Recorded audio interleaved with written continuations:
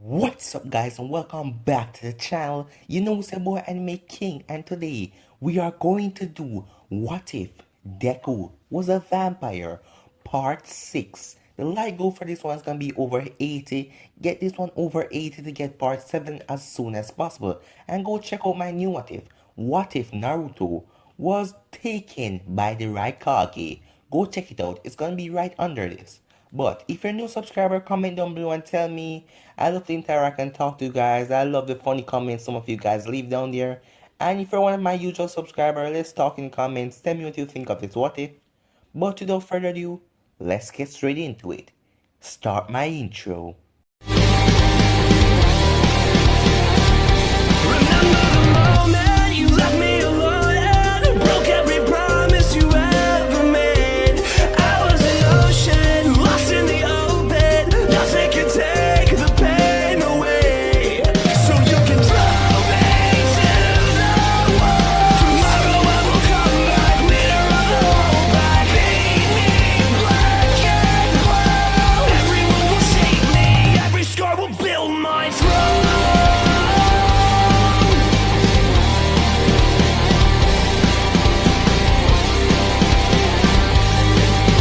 So, the last time we left off, Deku kinda went a little bit of crazy when he was fighting Bakugo. Deku ended up beating him and he was slipping in and out of consciousness. But after like a couple of seconds, All Might went to stop it. But the time was up and Deku dropped Bakugo on the ground and All Might had to bring Bakugo to the infirmary because Deku kind of bruised him and messed him up a little bit. It wasn't nothing like really bad, but he was messed up a little bit. So, Uraka, after the school day, and Uraka ran up to Deku and gave him a hug and told him that he won and he was awesome and everything. Elizabeth got so jealous, she got angry. She decided to follow Uraka. She told Deku that she was going to go to the bathroom and she will be back soon. She promised him that she and him will take the same train and they will head home. So, Deku realized that she didn't went back to the school. She went to the same road that Uraka went down. And Deku said it can't be. She can't be trying to do anything. And Deku followed her. Yes, Deku would take his time and follow her. And he saw her. With Uraka up against the wall, her hand is clutching around Uraka's neck. Deku ran after her. So, what happened? She was walking around the corner till she spot Uraka, till the street began like there was less and less people. She grabbed her because she tired of Uraka. She's jealous, but she's a vampire. Her sense has been heightened. Her jealousy turned into insatiable murder rage. So she was about to rip Uraka's neck open, but Deku ended up grabbing her by the neck, and Deku flinged her back, and she was sent kind of, because remember, Deku, the last thing he did was feed on those man that captured him, so he still have it in his system, so he's not like that weak. So he fling her back and she ended up slamming into an iron pole. And then she get up back and she rushed towards Deku.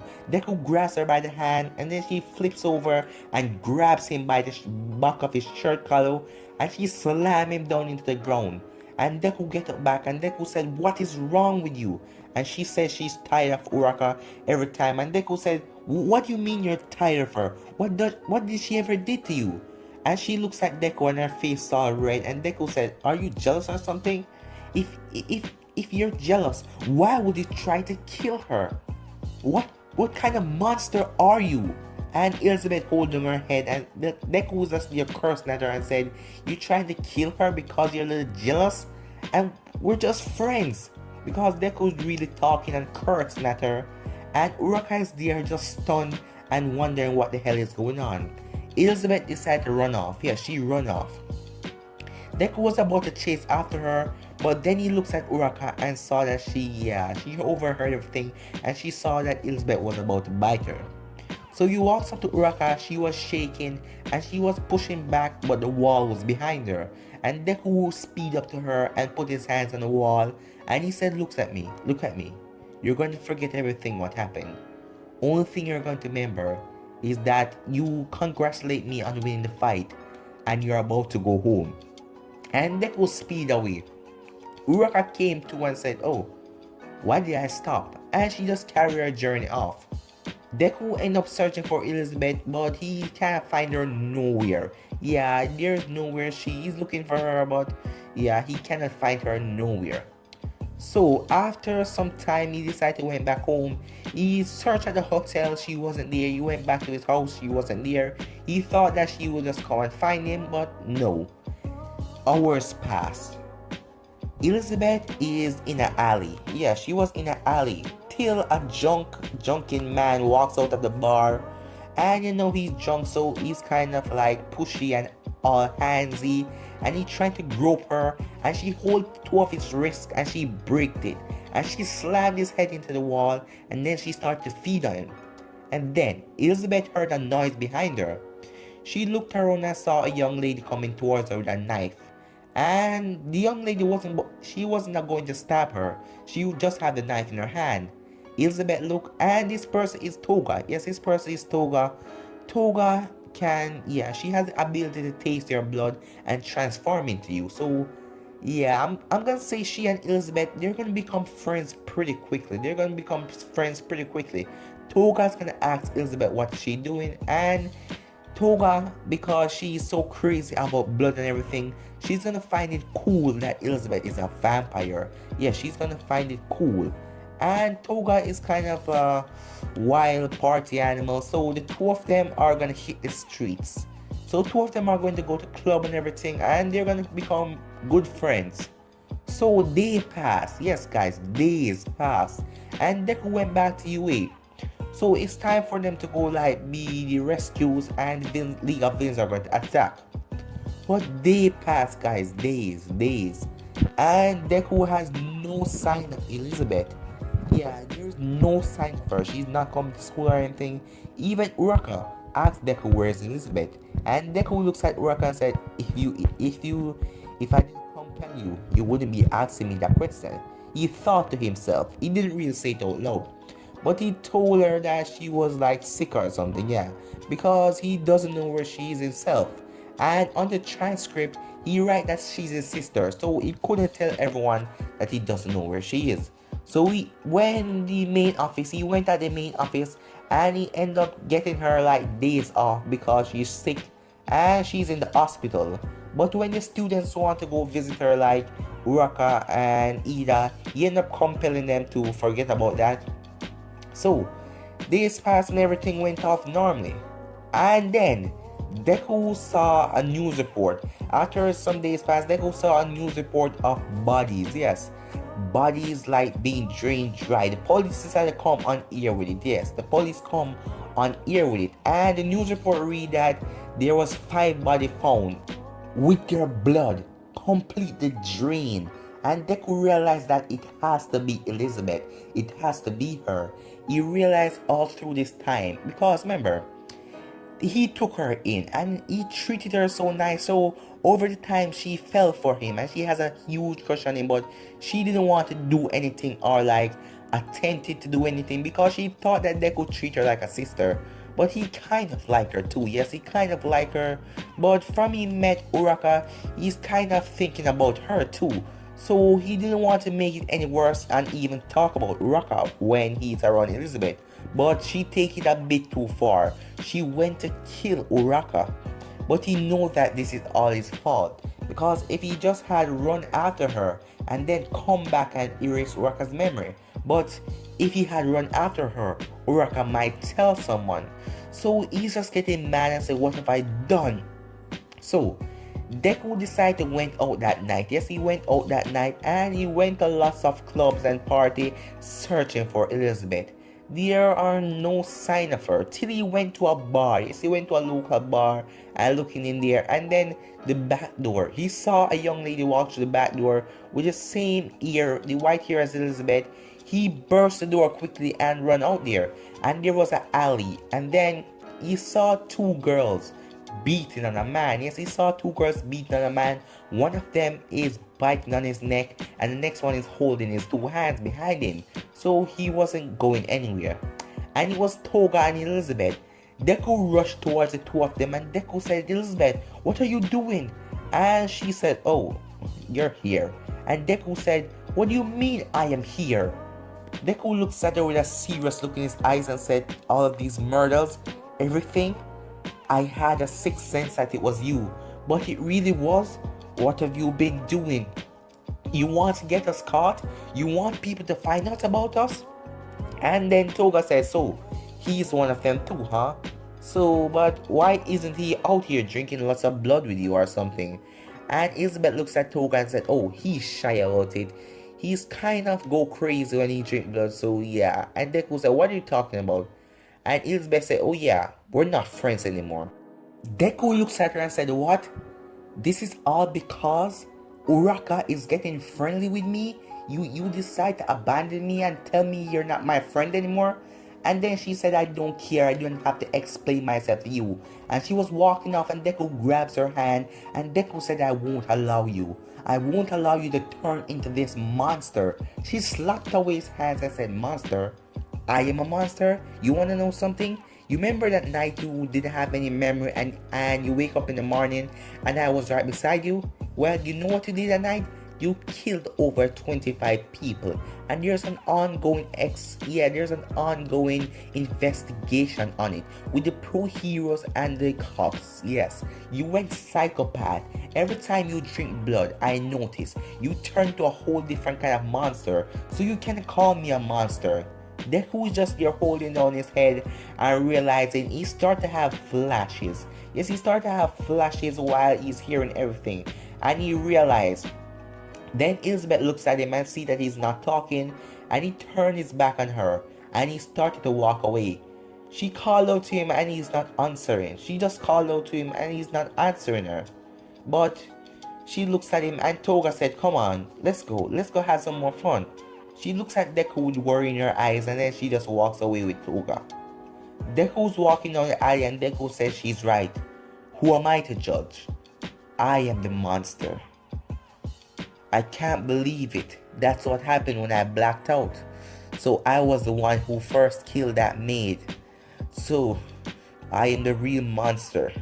And I've been blaming her and calling her a monster. I get it now. Deku looks at himself and said, it's gone on long enough. I can't live like this because those blood bags, they won't sustain me. And one day I will snap. And I can't allow myself, my mother and everything. I'll just compel her to forget about me. And forget that I was ever born. Forget that she ever had a son. But I can't allow Elizabeth to stay in this world. Because if I get killed myself, no one will be here to stop her.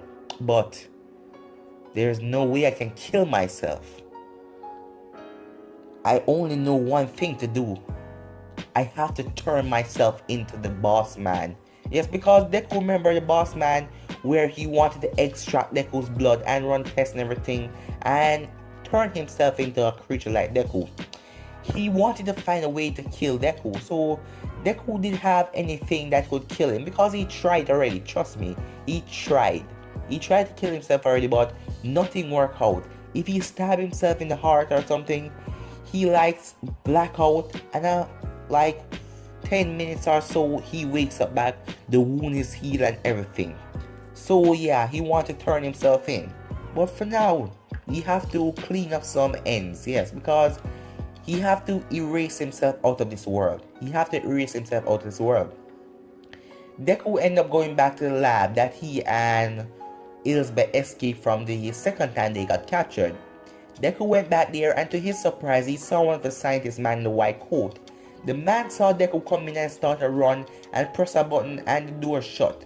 Deku looks up and saw on camera there and said, I'm here to give up myself. I don't want to be this monster anymore. And the man said, how can I trust you? You're just here to kill me and burn this place down. Deku said, no. I am really here to give up myself. The man ended up opening the door. And Deku sit on the table and tell him to call the boss that owns everything. The boss man came there with lots of goons and they all have guns. Deku said, don't worry. I'm not here to fight or kill any of you. I'm here to give up myself. But Give me 1 day. I have to take care of some things. The boss man says, sure, take as long as time of you want. But I will find a way to kill you. Deku said, yeah, that's what I'm counting on. And you have to find a way to kill Elizabeth too. Because I'm gonna bring her in. By force, any means necessary.